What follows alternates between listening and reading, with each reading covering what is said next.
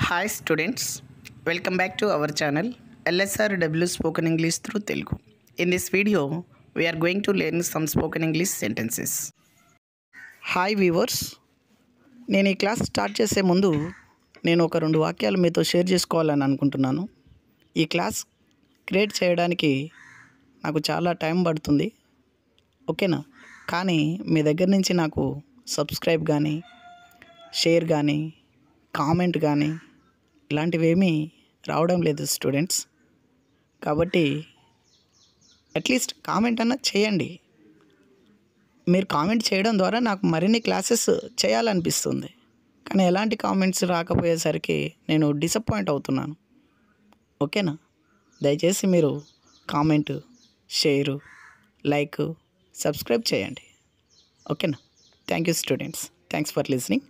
Okay, let us go to the topic. ఒకవేళ ఆమె ఇక్కడికి వస్తే, ఒకవేళ ఈరోజు వర్షం పడితే, ఒకవేళ బస్ లేట్ అయితే, ఇలాంటి మాటలను మనం ఇంగ్లీష్లో ఏ విధంగా చెప్పాలో ఈ వీడియోలో మనం నేర్చుకోబోతున్నాం స్టూడెంట్స్, ఓకేనా?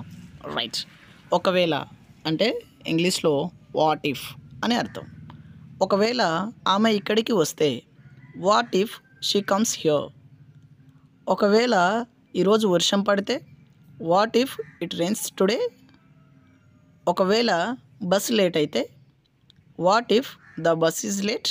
మీ ప్రాక్టీస్ కోసం కింద ఒక సెంటెన్స్ ఇస్తున్నాను స్టూడెంట్స్. ఇచ్చిన సెంటెన్స్ని పైన ఉన్న స్ట్రక్చర్ని అంటే వాట్ ఇఫ్ని యూస్ చేసుకుంటూ ఇంగ్లీష్లో ఏ విధంగా చెప్పాలో కామెంట్ బాక్స్లో కామెంట్ చేయండి స్టూడెంట్స్, ఓకేనా?